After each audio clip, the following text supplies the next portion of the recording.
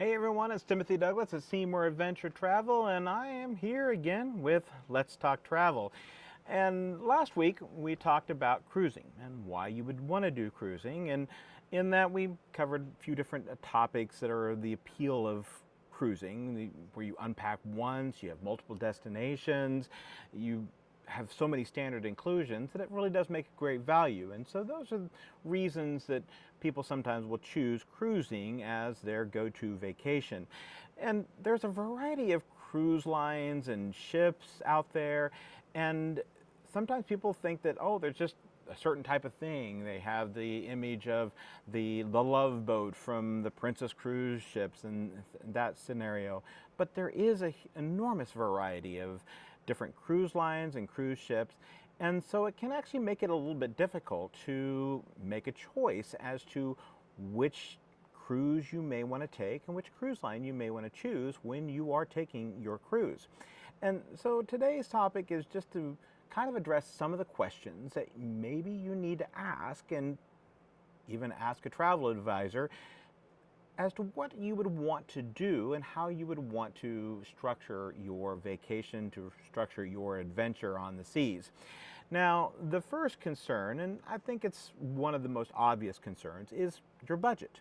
Because, of course, if you can't afford this thing, what's the hope in actually sitting there and spending a whole lot of time making plans if it's really not something that you will be able to afford? Now, the great thing about cruising is because it is a value, it comes in an enormous price range of budgets. You can get cruises that you see out there advertised for as little as $500 or $600 for a 4 or 5 night cruise, up to some of them you can be looking at tens of thousands of dollars on a cruise, depending on what it is that you're looking for and what you're wanting to do, and of course the length of the cruise, anywhere from 4 to 5 days to up to 28 and 30 days, or even right now you may have been hearing about the worldwide cruise that's going on, hosted by Royal Caribbean.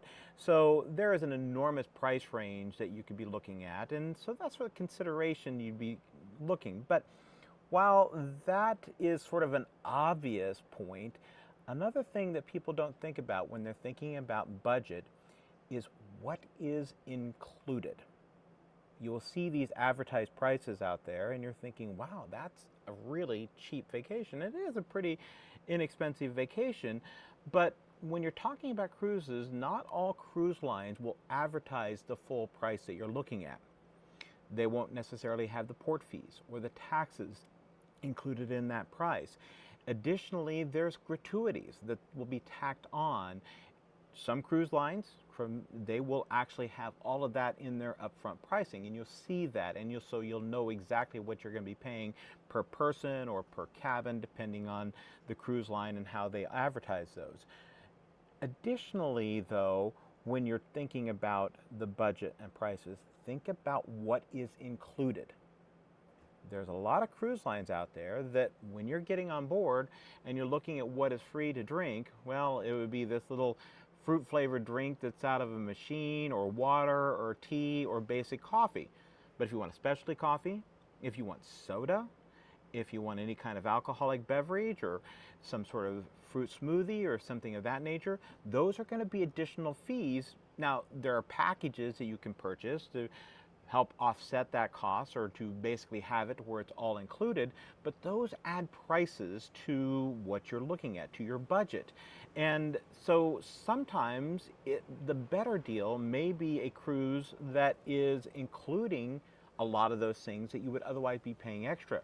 Other examples of things that you'd be paying for extra is Wi-Fi. People don't even think about that. How do you stay connected? Now, it may be you're getting on the boat and you don't care about being connected. You want to be disconnected. But still, many of us in this modern day, we still want to have our devices. We want to be able to check our email. We want to be able to send text messages or even pictures home to people when you're on your cruise or traveling. So a consideration regarding Wi-Fi and other things of that nature. Spa. A lot of ships, most ships, you're going to be paying a lot of extra in reference to spa, but some actually include in the services, in what they're going to be giving you while you're on board, those spa services, access to thermal suites and things of that nature. So these are things that you really need to consider, and it sometimes can be very difficult to even know. You don't know up front what is out there, and that's a reason also to use a travel advisor, because we have experience. We know which ships are including certain types of services and certain types of access.